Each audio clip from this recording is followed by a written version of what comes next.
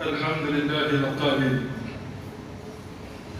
وإن خفتم ألا تقسطوا في اليتامى فانكحوا ما طاب لكم من النساء مثنى وثلاث ورباع فإن خفتم ألا تعدلوا فواحدة أو ما ملكت أيمانكم ذلك أدنى ألا تعولوا أشهد أن لا إله إلا الله وحده لا شريك له وأشهد أن محمدا عبده ورسوله اللهم صل وسلم وبارك على سيدنا محمد وعلى آله وصحبه أجمعين أما بعد فيا أيها المسلمون اتقوا الله أوصيكم وإياي بتقوى الله فقد فاز المتقون قال الله تعالى أعوذ بالله من الشيطان الرجيم يا أيها الذين آمنوا اتقوا الله حق تقاته ولا تموتن إلا وأنتم مسلمون. Sidang jemaah yang dirahmati oleh Allah Subhanahu wa taala sekalian, khatib berpesan pada diri dan kepada sekalian jemaah yang hadir, marilah kita bersama-sama meningkatkan keimanan dan ketakwaan kepada Allah Subhanahu wa taala dengan melaksanakan segala titah perintah Allah dalam masa yang sama meninggalkan segala larangan dan juga tegahan Allah Subhanahu wa taala, serta kita memelihara akidah agar sentiasa beroleh rahmat daripada Allah Subhanahu wa taala. Khutbah pada tengah hari ini bertajuk bahana nikah sindikat. Bernikah adalah satu ibadah yang telah diperintahkan oleh Allah Subhanahu wa taala, dan ia menjadi salah satu sunnah Nabi Muhammad sallallahu alaihi wasallam yang utama. Bernikah juga dituntut sebagai suatu usaha menyambung silaturahim serta keturunan seseorang di masa hadapan, di samping membina keluarga yang bahagia di dunia dan di akhirat kelak. Dengan niat dan tujuan yang sangat murni, syariat Islam telah menetapkan setiap pernikahan yang dijalankan wajib memenuhi rukun dan syaratnya agar matlamat utama pernikahan dapat sesuai dengan salah satu maqasid syar'iyah, iaitu bertujuan memelihara nasab ataupun keturunan dapat diimplementasikan dalam kehidupan sesebuah keluarga. Oleh itu, sebagai umat Islam dan khususnya rakyat di negeri Islam, kita perlu sedar urusan pernikahan yang akan dijalankan perlulah mengikut undang-undang dan peraturan yang telah ditetapkan oleh pihak berkuasa agama, bagi memastikan setiap akad nikah adalah menepati hukum syarak demi kebaikan suami isteri dan ahli keluarga keseluruhannya.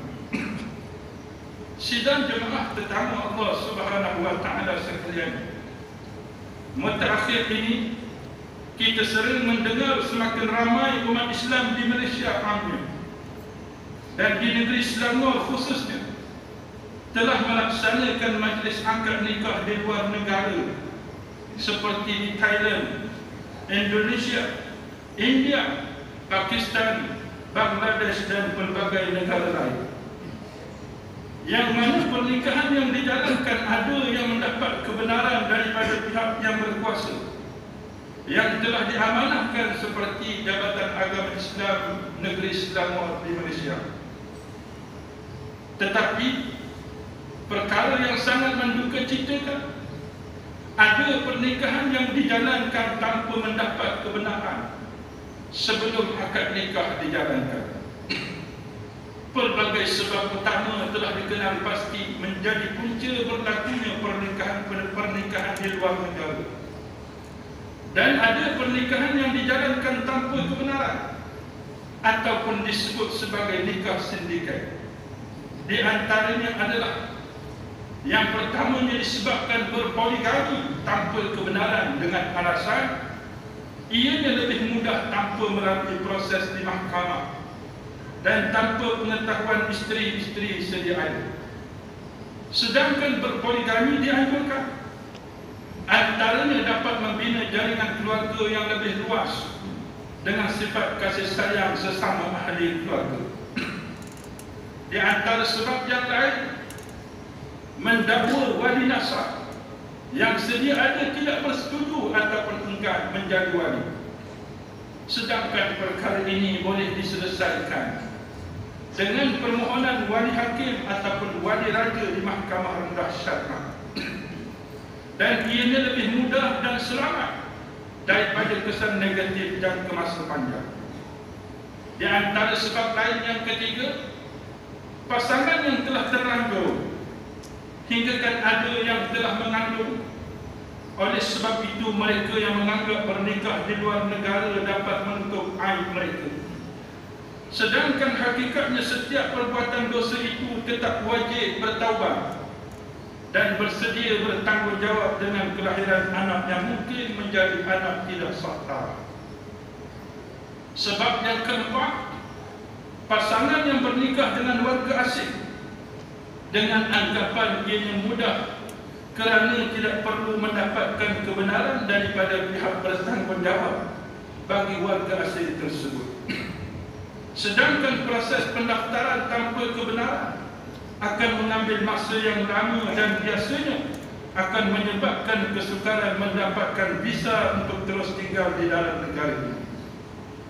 Dan di antara sebab yang kelima, rakyat Malaysia yang tinggal di luar negara kerana belajar ataupun bekerja di luar negara, dan mereka sering menganggap tidak perlu mendapatkan kebenaran daripada pihak berwajib, sedangkan berbagai kemudahan telah ada bagi mendapatkan kebenaran untuk berkahwin di luar negara. Muslimin sidang jemaah yang dirahmati oleh Allah, sedarakah kita ataupun mungkinkah kita tidak tahu terlalu banyak masalah yang akan timbul akibat bernikah di luar negara tanpa kebenaran? Habis fikirkah kita akan baik buruknya? Bersediakah kita untuk menguruskan semula pendaftaran perkahwinan di dalam negara ini? Bersediakah kita menghadapi pelbagai masalah yang biasanya akan membawa tekanan dalam kehidupan berumah tangga?